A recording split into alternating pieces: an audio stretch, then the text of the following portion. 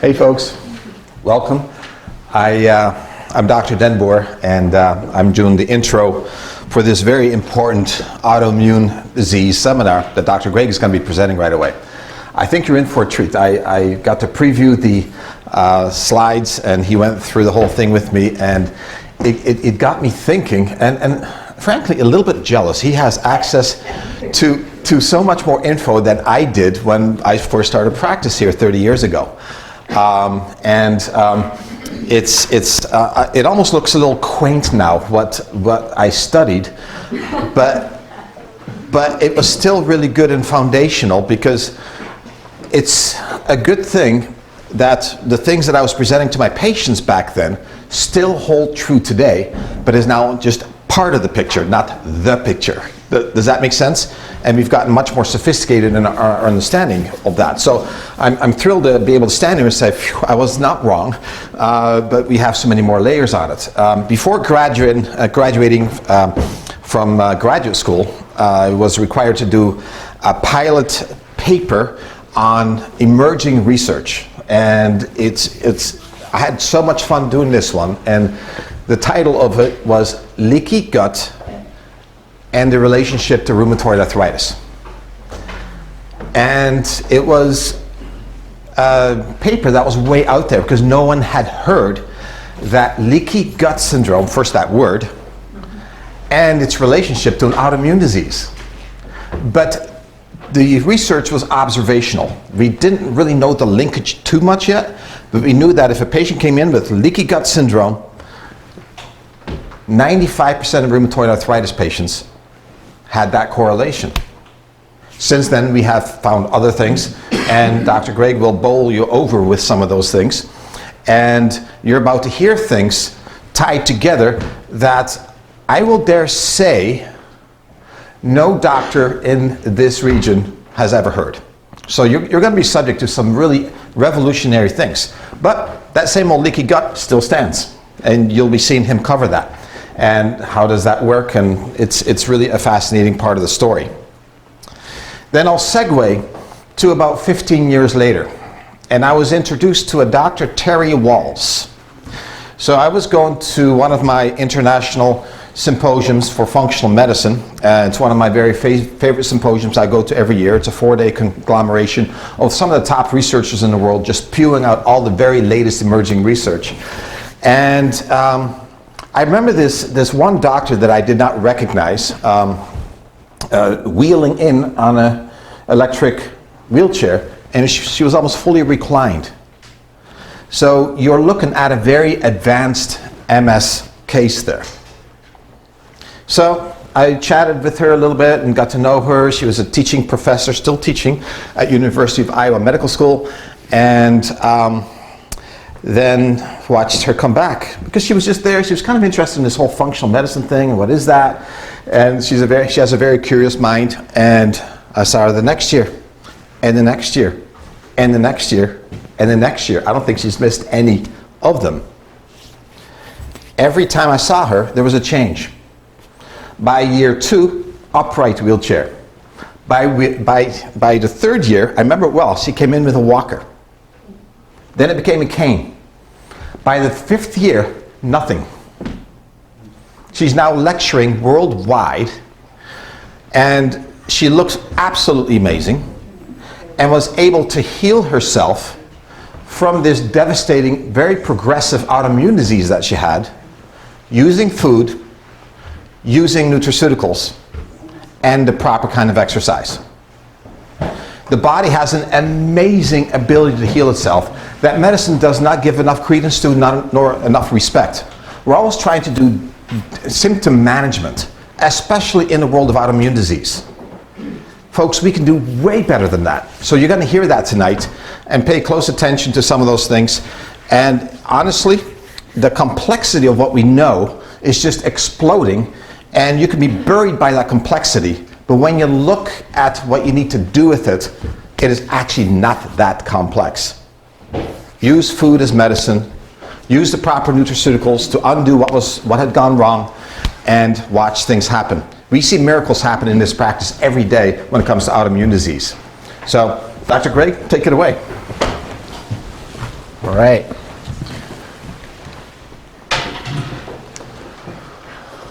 Okay, so we have an epidemic going on, and there's no doubt about it. 1 in 5 Americans are afflicted with autoimmune disease. And this is a conservative number, by the way. Some studies put it as high as 90 million people, which is closer to 1 in 4. Which is astounding considering that 68 years ago, autoimmune disease was something that was almost unheard of. It was Dr. Ehrlich is the one who did a lot of studies on it, and it was a hypothetical study that he did where he called it horror autotoxicus. And there was such a dogma behind the research that it was something that was really unheard of and untouched until the 1950s. And since then, we have something that was unheard of grow into something that's affecting between 50 and 90 million people. So it's truly an epidemic. A lot of people have it, and it's growing quickly. It in and of itself is not infectious, but the lifestyle, the culture, et cetera, behind it is infectious. And we'll see that, because globally, it's growing by 7% per year. And it costs at $7 billion a year, this is costing, just to treat. And it doubles that of cancer at $100 billion a year. To put that in a frame of reference, the amount of money it would cost to provide free college education for every single American is around 70 billion. So this is something that is quickly becoming very, very expensive to treat. So what is autoimmunity? Every day we're creating hundreds of millions of new cells to combat infection, to clean up debris within our bodies, and to keep us safe from harm. And in that process, we have to teach these immune cells what is good and what is bad, what has to be attacked and what has to be left alone. And every 2 seconds, so just now, 1 million white blood cells were killed by our body because they were reacting to self. So in our bone marrow and in our thymus glands, we're constantly showing these immature immune cells pieces of ourselves to see if they react to it. And if they react to it, we have to kill them off. Now, having said that, not all autoimmunity is bad. In fact, small numbers of self-reactive cells leak out, and we allow it because they do serve a function. Sometimes cells go bad and they have to be killed off, such as in cancer. Sometimes there's a lot of debris, we injure ourselves, there's cellular debris laying around, and that's got to be cleaned up, and we need cells that can recognize it and attack ourselves to clean it up. But there's a threshold, right? And you'll see throughout this talk that autoimmunity, more than anything, is inflammation. And I know here at DBC we sound kind of like broken records, always going on about inflammation, but inflammation drives everything forward. And we're going to see that inflammation is kind of the driver behind changing the immune system into something that can act against us. And in and of itself, when you have autoimmune disease, it's not that something is wrong with your immune system. It's an immune system reacting in a normal way to an abnormal situation. And that's what we're going to see. So, how do we create this tolerance? Honestly, much of how we determine what's good, what's bad, is created when we're developing. That's what growing up is all about, right? Learning what's good and what's bad, what we have to be afraid of, and what we can be friendly towards. I've actually come across the term stranger danger in scientific literature concerning autoimmune disease. So while we're growing up, there's something called the Hygiene Hypothesis, because far and away, autoimmune disease is a first world affliction. Because, believe it or not, we've become a little bit too clean. We try to keep the baby in a nice sterile environment, right? Don't let it, come in contact with dirt and this and that. And it ends up having an immune system that's a little too touchy. We haven't given it the right signals to show you, all right, this dirt bacteria isn't a bad thing, or this food isn't a bad thing.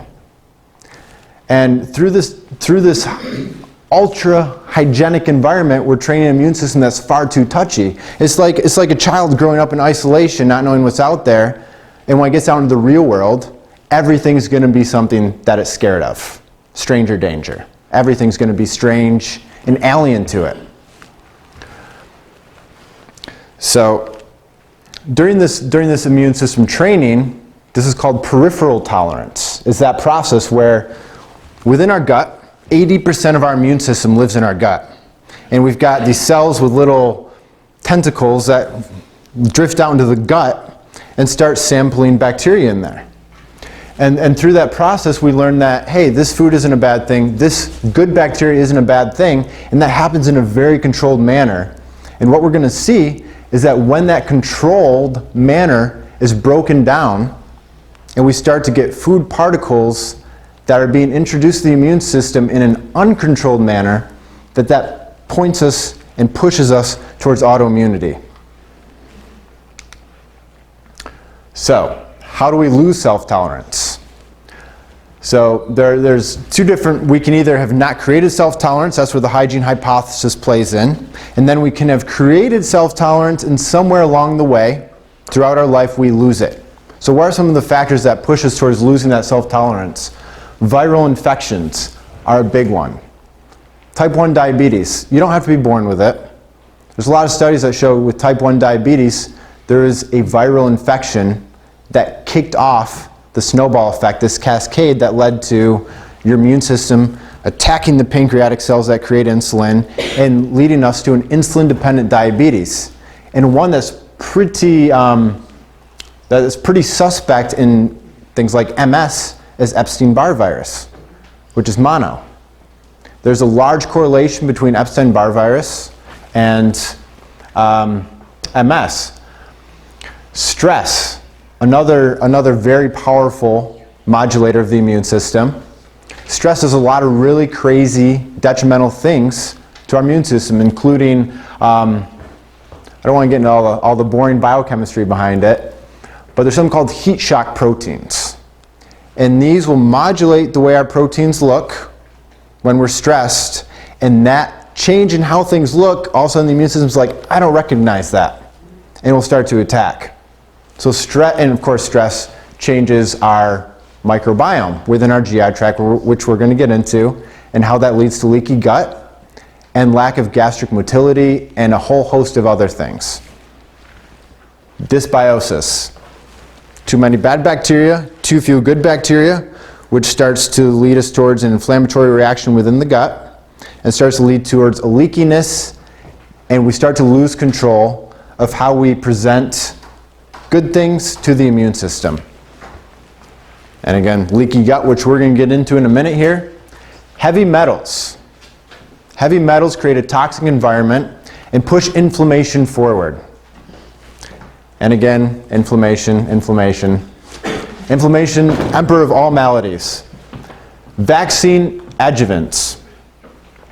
Now, I'm not here to trash talk vaccines at all, but there is a well-correlated connection between certain adjuvants. Adjuvants are things added to vaccines to create a more profound reaction by your immune system to create immunity to whatever it is you're vaccinated against. Adjuvants include things like thimerosal, aluminum, egg white, other things like that, that essentially make your immune system really mount a response to what you've been vaccinated with. And sometimes that's enough, the proverbial straw that breaks the camel's back. Smoking is another there's hundreds of chemicals in smoke that push us towards almost every single autoimmune disease on the books. So always a good thing to quit. And here we have other microorganisms that contribute to it. Xenobiotics, so external things that push certain pharmaceuticals are indicated, especially in things like lupus. There's a few pharmaceuticals that will create lupus in individuals who are prone to autoimmune disease, and sometimes it's as simple as discontinuing those pharmaceuticals and lupus goes away. And over here, gluten, we're going to get into some of that, and vitamin D, and the protective role vitamin D plays in autoimmune disease. So, leaky gut, right? This is something, Dr. Mbor talked about, and he wrote his paper on it back in the 80s. This is something that the medical community at large didn't accept until probably the past decade. And since then, there's been a revolution in both the research and how we approach gastrointestinal health. So leaky gut is a breakdown of our interface between our GI tract and the external world. I had a professor who said something pretty simple, but it created quite an epiphany within me. Is he said, we're a walking donut through and through. And we are. Something's not in us until it's in our blood. If it's within our GI tract, it still is external to us. And so our GI tract is a really intimate interaction with our external environment. And that's why 80% of our immune system is there. And we have to make sure that that interface is finely tuned. So what causes this breakdown within our gastrointestinal tract and our loss of structural integrity? First off, bacteria. There's good bacteria, bad bacteria. Good bacteria interact with multiple different cells within our GI tract. First off, bacteria, good bacteria, tell our cells how much mucus to secrete. Mucus is a very protective barrier within our GI tract. It helps, it's a buffer zone. It's a demilitarized zone, right? So we can have stuff pass through as long as there's a good, thick demilitarized zone there. We're not arming our forces against whatever it is. But as we start to get more and more bad bacteria and the good bacteria start to go away, whether that's infection or whether it's diet that is influencing it, that mucosa can start to break down. And as that demilitarized, just think of the demilitarized zone between North and South Korea. If that got narrow and narrower and narrower, there'd be more and more unrest on either side, more forces mobilized and armed, and the same thing happens in our gut. As that mucosa degrades, immune cells start reacting and mounting a response to things within our gut that normally they'd be okay with because there's a buffer zone. So bacteria plays a massive role in maintaining our structural integrity of our GI tract. And when we finally get to the point where now stuff within our GI tract is not going through this cellular route, this friendly route, being like, hey, listen, look, here is a friendly compound we don't have to worry about. That's a controlled fashion. Now it can sneak through, completely unmodified, uncontrolled, and now something that you normally would never react to, your immune system is like, I do not recognize that, I do not like that, and it starts to attack. Now how does that bleed over into autoimmunity? Okay. We'll get to the autoimmunity in a minute. So we already talked about loss of bacterial diversity and balance. Zonulin is another thing that can lead towards leaky gut. Zonulin is a chemical compound that breaks down the two-sided tape between the cells in our GI tract, which is really important, right? As we just saw, don't want those bacteria getting between the cells. Gluten is a huge driver of zonulin production. Now, there's a spectrum, right? Not everyone has celiac disease. So really it's a spectrum. Over here you have people with celiac disease. Over here you have the guy who seems like he can pound pizza and beer all day long and not be affected by it at all. It's a little bit inflammatory for this guy. It is. But we're on a spectrum somewhere. And all the way over here we have such an intense immune reaction that our gastrointestinal tract actually starts to wear down and we create holes and all sorts of absorption issues. Low fiber diet feeds into this. Low fiber diet, highly processed foods, etc. All those things feed into a loss of bacterial diversity and balance, leading to less mucosa, less demilitarized zone, more immune system activation. This is something that in our location in the world is something that rings very true for every single one of us, is that vitamin D deficiency is indicated in almost every single autoimmune disease out there. And the research has even shown a regional component to autoimmune disease that plays into the vitamin D deficiency. People in tropical regions are afflicted by less autoimmune disease than people in higher or lower latitudes, right? And again, stress. Touch on this. This is why you don't want to eat within an hour of high intensity activity. Right? Because if you're working out with high intensity, you are increasing your stress hormones a little bit. There's no avoiding it.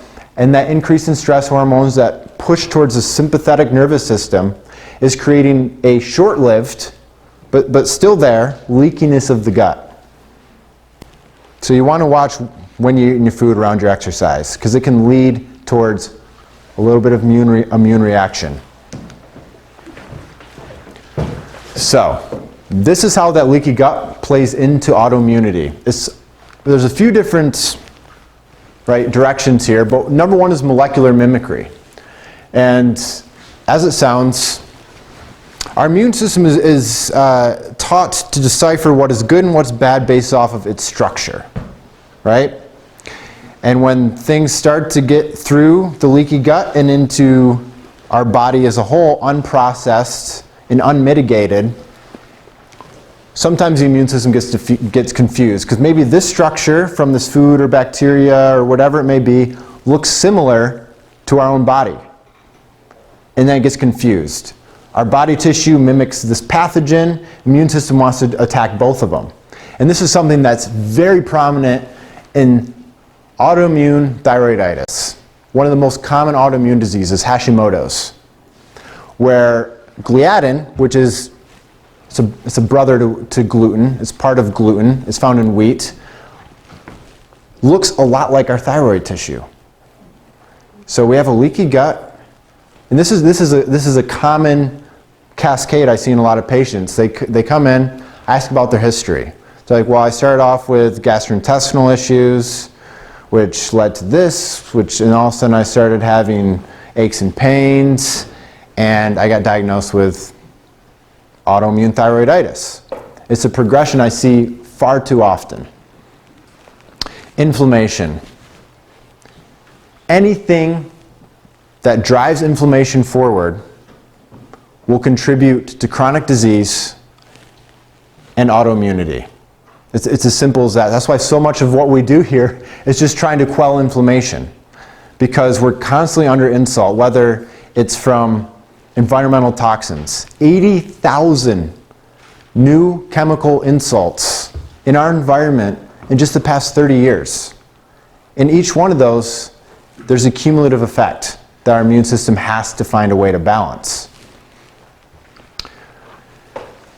Imbalanced immune system.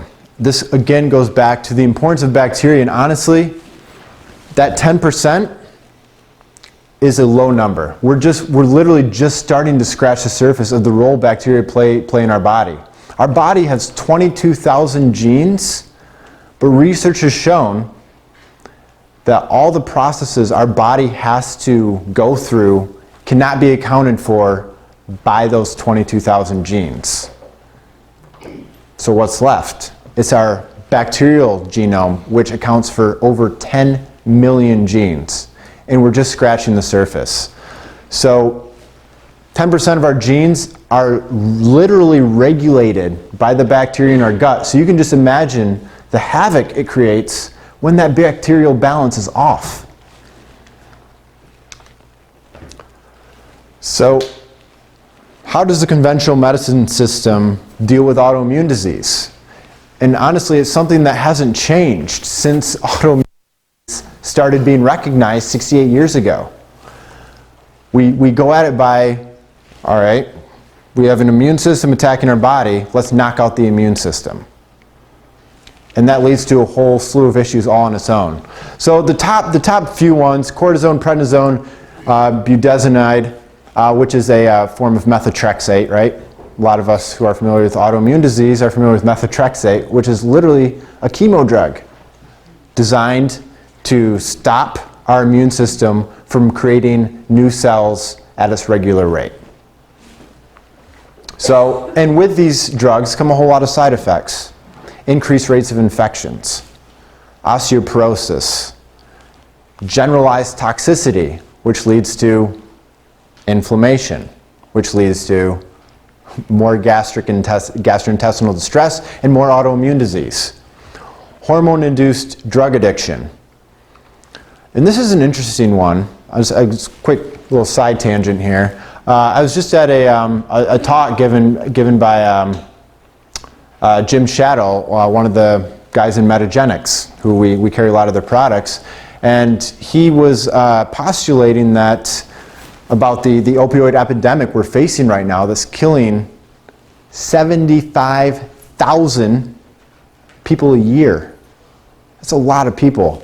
But he's postulating that part of the reason our society in particular gets addicted to some of these drugs so easily is actually a hormonal imbalance. It's lack of proper nutrition, it's lack of, which leads to lack of hormonal balance, lack of proper gut bacterial balance.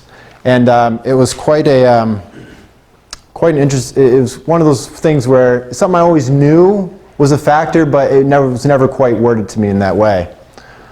And of course, our gut bacteria factors into how well balanced we are hormonally.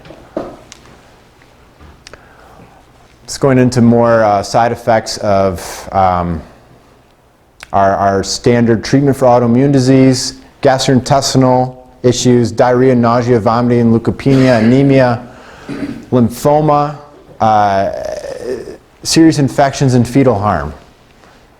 And this is honestly why much research has shown that people who are suspicious that they might have an autoimmune disease will put off going to see a doctor about it because they know the prognosis and they don't want to be told that, hey, you have an autoimmune disease, you'll never get rid of it, it will progress, the most we can do for it is slow it down, and there will be side effects. And the last thing you want to do is wait when you have an autoimmune disease, because the earlier you can get to it, the quicker it is to get better. And I'm here to tell you that there is hope.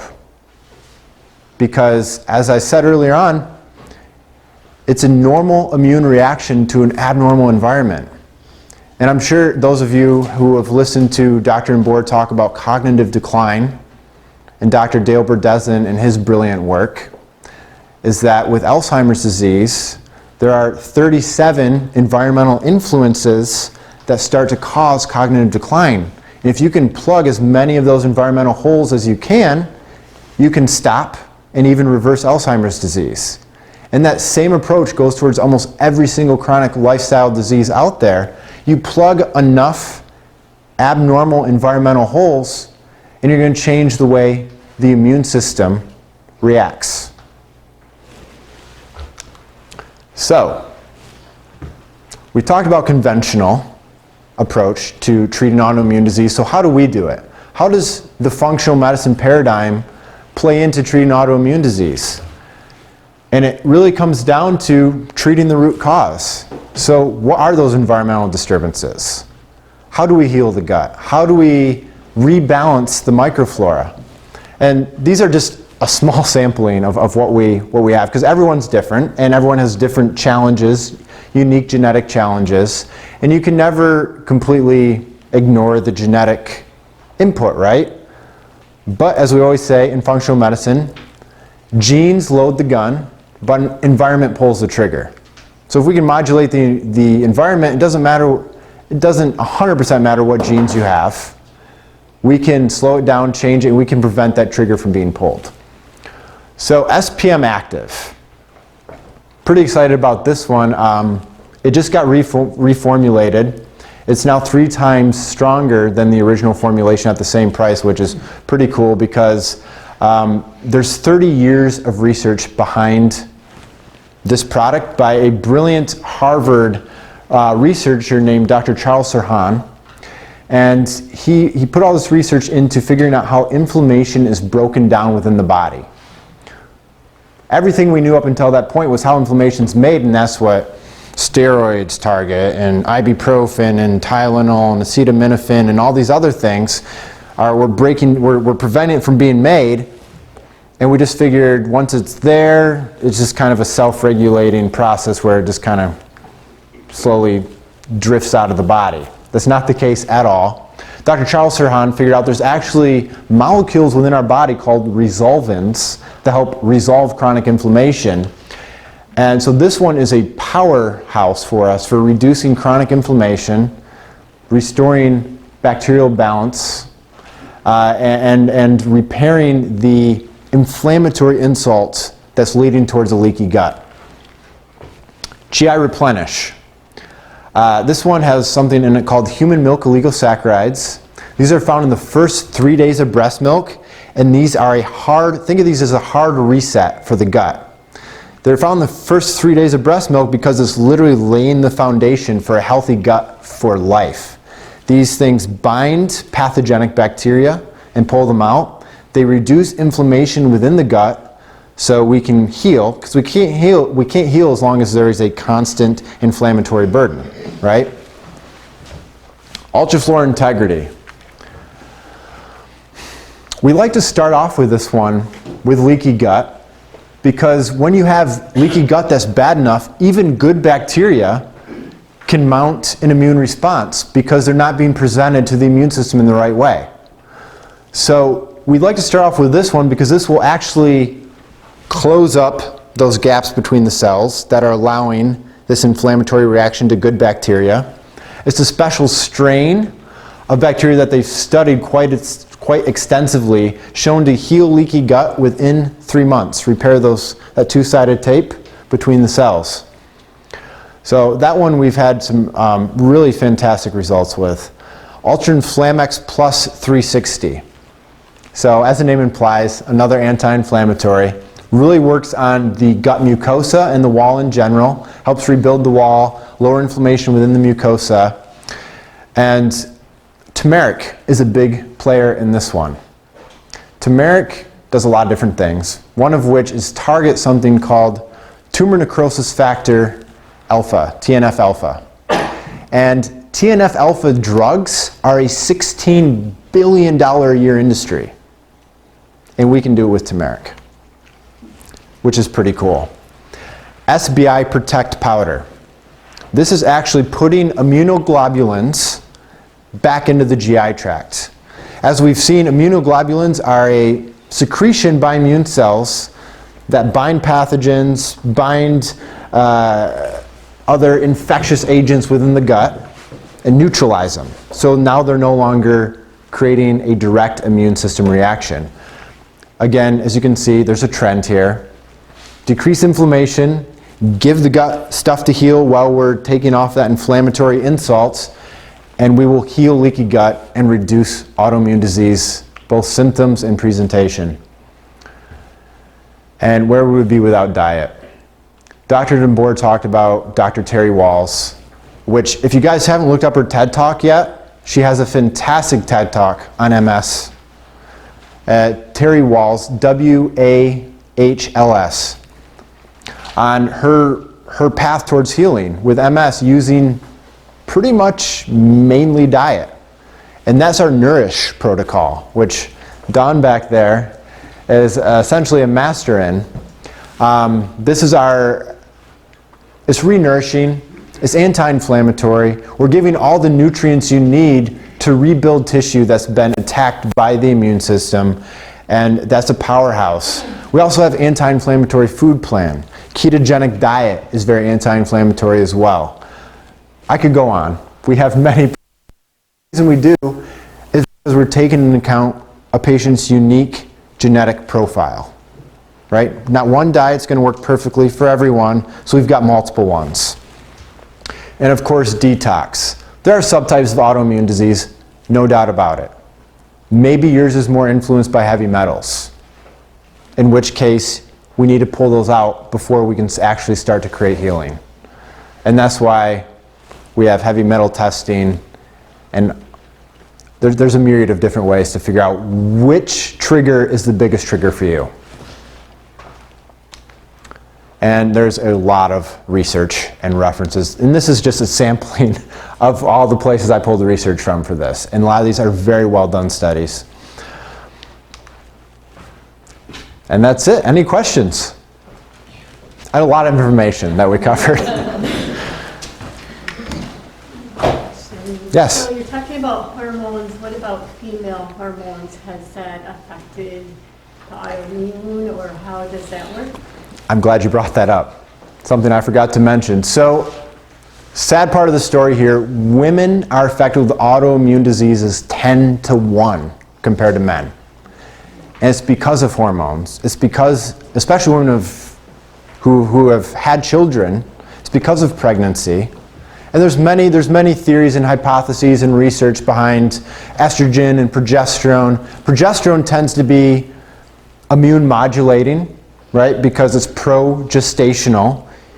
You got to carry something foreign cells within you for a long time without your immune system attacking and destroying it. So progesterone tends to quiet some forms of autoimmunity. And then there's a whole nother category. I won't get into all the biochemistry behind it. But yes, hormones, and especially pregnancy, will leave you more exposed to autoimmune disease. There's no doubt about it. Because in every pregnancy, there is some exchange of cells between mother and child. And when you're done and that progesterone goes away, sometimes the immune system wakes up and it's like, I don't like that cell, but that cell is half of your genetics. So there's molecular mimicry there as well. Does that kind of answer your question? Okay. Anything else? Yes? Are there vaccines, you talk about adjuvants? Adjuvants, yes. Are there vaccines that don't have that? Have those in there? It's almost unheard of. Okay. I'll put it that way. Because most vaccines, you don't want to infect them with a large enough dose of what it is you're vaccinated against to mount a full-on immune response, because then it's no different than contracting the virus that you're being vaccinated for. Right. So they have to give you things that are going to activate your immune system to attack. Because usually with vaccines, there's live, such as the nasal flu shot, there's live virus in which they inject, this is the nasal one, spray up your nose, a weakened virus, so your immune system can kind of make antibodies towards it, or dead bacteria with their cell wall, or dead virus with the virus wall or RNA, whatever it is, injected into you, where your immune system's like, oh, there's a part of, and that's called a epitope, right? Or an antigen. It's just a portion of the virus which your immune system learns to recognize and then attack concurrent infections. But they need to give you something that will make your immune system really start pumping out immunoglobulins and antibodies. Okay. Does that kind of make sense? Yeah. Has that formula changed over time, or is? Very mildly. There's the whole thimerosal mercury thing, right? Dr. Andrew Wakefield, which led to a public outcry, and thimerosal was removed from a decent number of vaccines, but it is still in a select few vaccines. I actually wrote a blog on the flu, and there's a link in there that'll bring you to the CDC's website, and it'll tell you what adjuvants are in which vaccines. Yep. Anything? Is an adjuvant usually a negative thing? Or is it in there for a purpose? It's there to stimulate your immune system. So it is there to irritate a bit. But yes, it serves a purpose. Because the vaccine would be considered pretty much useless without that adjuvant there, but there are some unintended, unfortunate consequences to the addition of those adjuvants. Yep. So, yeah. Necessary evil, I think, in some cases. So they assist the killed or live virus to cause a reaction? The more aggravated your immune system is, the more likely it is to mount a robust attack when it sees that virus again. So it's there to kind of pair with it. I see. Yeah. Thanks. Yeah, you're welcome. Back there. I'm wondering about the heavy metals. Yes. As you know, Yep. my little one is full of copper, Mhm. and I want to get rid of them. Mhm. I'm like, how do I prevent that sort of buildup again in the future?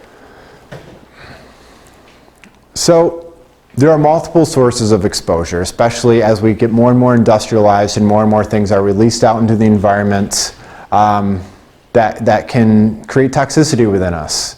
And many of those things aren't within our control. I was just listening to a great seminar by a Dr. Joseph Pizzorno who lives in Seattle, Washington. And he was baffled that when he tested himself, he was chock full of mercury. And there's no coal plants anywhere in Washington that would be infecting the air. So he did a bunch of research, and every year there's a plane that goes up, they have a grant for it, to check the air. And what they found is literally a river of mercury moving through the atmosphere from China, industrialized China, and it's dumping mercury in Seattle. So air quality. There's water sources, there's paint, there's brominated stuff in our clothing to prevent, to make it more flame retardant. It's ubiquitous, our exposure to toxins. Yes, we should get our water tested. Yes, we should check for lead-based paint. Yes, we should do all these other things. But at the end of the day, the most powerful thing we can do is make sure our body's detoxification pathways have the fuel they need to do what they're supposed to do. And there's a big genetic range there. So yes, remove as much exposure as you can, but also give the nutrition you need to be able to pull these things out and support the liver, support the kidneys, support the microbiome that's going to help us detox. And these are things that you just got to keep in mind for life. And once you create health, it's easier to maintain, right? But getting there is where the work is really involved. Yeah. Yeah. So on with that, some people have said to take out your metal from your teeth, you know, like from years ago. Yeah. The mercury fillings. Mercury stuff. Yeah. Do you recommend taking those out? I do, but you have to make sure you go to the right dentist, a dentist who is well versed in how to do that cleanly and replace it. Green dentists is an example of that, and I know that we have some names on our referral list. Yep. Can you mention or talk about that timing of food or exercise in more detail? Yeah, so while we exercise, blood moves away from our GI tract and from our it's rest and digest or fight or flight. And when we exercise, we move more into that fight or flight mode. Blood moves away. We create more cortisol, right? That's why we see some adrenal issues in a lot of ultra endurance athletes, is because when you're working out at a very high intensity, you secrete stress hormones, and those stress hormones will affect your gastrointestinal tract. Now, I'm not saying exercise is a bad thing, because it's transient, it's short-lived, but you have to just make sure you time your food properly. You don't want to be eating a 12-ounce steak and a bunch of vegetables right before or right after you work out, because it will increase your chance for creating inflammation and autoimmunity reacting to those foods. So that's where that timing comes in. Now, I'm not opposed to something that's really easy to digest, right? Something that you don't have to put a lot of work into. Something like, you know, electrolyte, like our Endura, right? It's a great post-workout. Some clean plant-based proteins are good to have, especially branched-chain amino acids. Great form of energy and muscle growth during the workout. But as far as like full meals go, keep an hour on either side. Yep. Do you offer a regimen of tests or recommend a regimen of tests to determine what maybe some of these root causes might be, and what would that look like? Yes. So one of the most powerful tests we have is both the comprehensive digestive stool analysis. There's a reason this is probably the place you talk most about your bowel movements. I can't tell you how many casual conversations I've had with patients about their bowel movements, because it tells us a lot about what's going on in there. And this CDSA They actually will send in a sample to a lab and they'll go through, they'll check out, do we have pathogenic bacteria? Do we have yeast overgrowth that's adding insult to our mucosa, to our barrier, right, within our GI tract? Along with that, we also have an organic acids test, it's called. And this one, you're getting some CDSA components, you're also getting to look at neurotransmitters, you're getting to look at other factors that are playing into your overall inflammation, immunity, and even neurotransmitter balance, because it's our second brain. 90% of our serotonin is here in our GI tract. So it's a huge player in depression as well. Yeah, so there are a myriad of tests that we can order based off our suspicions. I mean, and do you recommend that before? I mean, you listed a bunch of different things that you could take to try to improve your system. I mean, you recommend going through that whole regimen of tests so that you have a lot better idea of what can actually start creating some improvement. It depends on how complex of a case it is. We are all about cost-effective healthcare here. We don't want to hit that $100 billion mark, right? We want to prevent us from getting there. So there are certain interventions that will improve anyone across the board. And usually we like to implement those first, and if we're not seeing the progression we want to see, then we start thinking, all right, we need a test. We need hard evidence in front of us. What can we tweak surgically to get those results? Anything else? Yeah. I have a 2-year-old and a newborn. So what you were saying about being too clean and then you don't, introduce those things into your system. So, like we're talking about gluten, so should I be allowing my kid to eat gluten and dairy and everything to try to become tolerant to those, or limiting? We introduction list that you can get through our lifestyle therapy department on when you should introduce which foods, because the gut is still forming even after we're born. So it's important that certain foods we really hold off on, because let's say you introduce gluten before at least 12 months of age. If you introduce it before that, chances are you'll actually get celiac disease, which is literally an immune reaction to gluten and whole autoimmune, right, condition that surrounds it. So it'd be really helpful to contact our lifestyle therapy department and get that entire list of foods that's safe to introduce at what times. Yeah, I guess I'm thinking mostly about my 2-year-old. Yeah. Like going to daycare and just eating junk. Should I be like allowing her to do that because maybe she'll become more tolerant? Or should I be trying to kind of reel it in and go more towards a gluten-free, dairy-free? I always think it's useful to move more towards a gluten-free, dairy-free diet, especially with dairy's great, right? Most of us can successfully digest it, absorb it, and we get all the benefits from it up until age 3. And then we lose the enzymes to break it down. And as I said, gluten, spectrum, inflammatory for this guy who's eating pizza and beer, way more inflammatory for this person who's got celiac disease. So as a whole, I think gluten in its current form, how it is now, usually highly processed, a lot of food additives, tends to be pretty detrimental. Just as a rule of thumb, whole food diets are far more positive, both in nutrition and anti-inflammatory effects, just across the board. Is that a good answer? Yeah. Okay. Anything else? Yes? Avoid all dairy, like all animals, dairy, sheep, cow, because I think I'm sensitive to cow. Cow tends to be more inflammatory than sheep or goat due to the amount of lactose involved and some of the proteins as well, such as casein and whey, tend to be a little more immunogenic than what's found in goat and sheep's milk. Yep. Okay. You. Yeah, I have a question. You had talked about the relationship to thyroid earlier on. Yes. Can you elaborate on that a little bit? How the body reacts? Yeah, so What do you do if you're in that situation? yeah, so our immune system doesn't look at whole microbes or whole bacteria. It looks at little pieces of them. We have cells that gobble up the whole bacteria and then spits out and presents on a sign, essentially, a little piece of it So like if you see this piece anywhere, attack it. And when it eats up wheat, one of those little pieces that it puts on a sign is gliadin.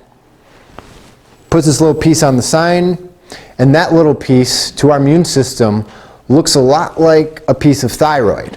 So now the immune system is attacking both. So usually when it comes to thyroid, we have to, again, when in doubt, heal the gut. We got to repair the gut so we're no longer getting that gliadin into circulation and being put on immune cells. So remove the insult, and then also diminish the autoantibodies, which is usually thyroid peroxidase, TPO antibodies. And TPO antibodies we can reduce by 46% in 3 months using pretty high doses of something called myo-inositol. Yeah, it's in our Thyrosul product, and we've actually seen this in action here in our practice. And Thyrosul was just reformulated, I want to say 7 or 8 months ago, and we've seen some pretty profound effects with it so far. Yeah. So reduce the insult, reduce the antibodies, and sometimes gluten and dairy doesn't have to be forever. When you heal the gut, you restore the mucosa, the bacteria, you can reintroduce, see if you react to it. If you don't, it tends to be something that's okay in moderation. But if you react to it, it's just something that you can't handle. Yeah. When you say react to it, how does it manifest itself? Mood, gastrointestinal distress, poor sleep. There's a myriad of different ways on how we can react to it based off of our genetics and how gluten affects us. But you'll know. When you're feeling good and you introduce gluten back in, all of a sudden you're like, you know what? I've been sleeping well, or I've been having stomach pain or bloating or cramps, or I've been depressed or anxious. All these different things can point towards it. So you're most in tune with your body, and you'll know if it's something that's not good for you after we've created a state of health. I had one more question. Yeah. You talked about interventions for everyone. What would those be? So those are restoring microbial balance. That's good for anyone, no matter what. Good bacteria, put it back in, reduce inflammation. That's good for everyone. Our Ultra Inflamex is good for, I don't have leaky gut. I don't have big issues with my gut, but I take it fairly regularly just because I'm more regular. I have less aches and pains, right? It calms everything down. GI Replenish is a little more of a specialist, but not too much either. Just repairing mucosa. So when I'm talking about things that are good for everyone, those are the main ones that we use to gain traction. And then when we smack into a wall and I'm just like sitting there losing sleep over it, trying to figure out what's going on with this patient, then I tend to be like, okay, this is a special case. We need to figure out what those unique factors are influencing their health. Is that okay? I see you're recording this. Are you planning on putting this on your website? I mean, I know several people who might find some benefit in what you're explaining here. Yeah, Lucas here is in charge of all the editing, getting it all put together nicely, formatted, and he's going to put it on YouTube probably 4 or 5 weeks or so. Okay? Another question, elimination diet, how long do you eliminate, let's say you quit nuts? Mm-hmm. Do you wait for 2 weeks, a month, or how long do you know when that is helping or not helping? I'm going to refer this one to Don, who's our elimination expert. How long do you tend to see things being excluded for? Typically 4 to 6 weeks. Gluten would be a minimum of 6 weeks up to 12 weeks. Yep, there it is. So it could take time. As she said, gluten especially, 3 months is enough time for your immune system actually to stop creating antibodies to it. So Is that the only way to determine what might be affecting you, or are No. there certain tests that you There are can definitely- do to find Yep. out immediately? Yeah, there's food sensitivity testing, which test it's a skin prick. There's little bubbles. They essentially introduce food and see if they check it for antibodies, immunoglobulins to it. So there's a way to kind of shorten that process up substantially. right? So there's pretty specific testing for it. Yep. All right. You mentioned like the Epstein-Barr virus. Yeah. And things like that with like MS. Mm-hmm. Can you explain a little bit more about that? Yeah. So there's not a really clear answer to that. Research just shown that those who've been infected with mono or Epstein-Barr virus, if they're already susceptible to autoimmune disease, that might be the infection that pushes them over the edge. Because that's one of those viruses that lives on, right? Infects us and it's there.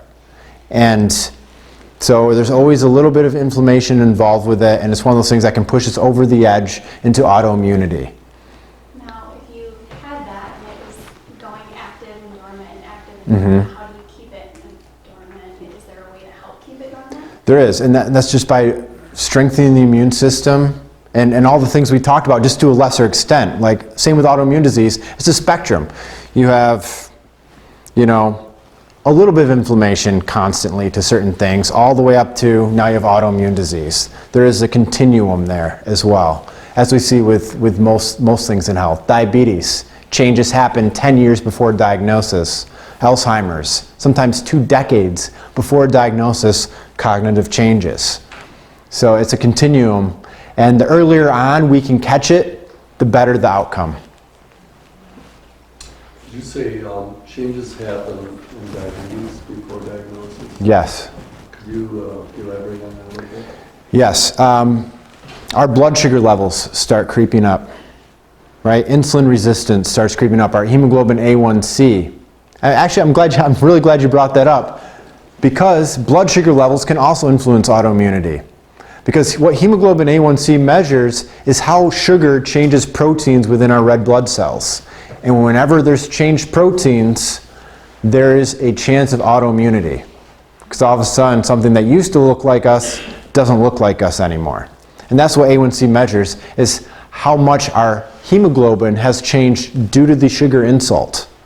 So that's what A1C measures. So really, it's another marker for our average blood glucose over a course of 3 months, because that's the lifespan of a red blood cell. So all these changes start happening way before diagnosis. We don't diagnose with diabetes until you're pretty far out of range. Yeah.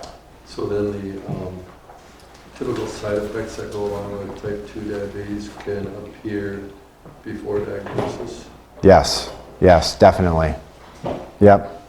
By the time you're getting neuropathy, you've generally been diagnosed, but there are other things, weight gain, adrenal issues, et cetera. Yeah. All right, last question. The fasting mimicking diet performs a lot of benefits for the body. Yes. Does it help with autoimmunity? Definitely. Yep, anything that will help reduce inflammation, fast mimicking is a big one, because it helps drive our body towards eating up cells that are misbehaving, right? That's why it's so powerful in cancer. And lowering inflammation as well. Fasting has been shown to be a huge player in lowering inflammation, because it pushes us towards ketosis. And beta-hydroxybutyrate, one of the best ketone bodies our body can create, is extremely anti-inflammatory. All right. That does it. And if you guys have any more questions, I encourage emails and phone calls, and you can talk to me when we're done here. Okay? Thanks a lot for coming out.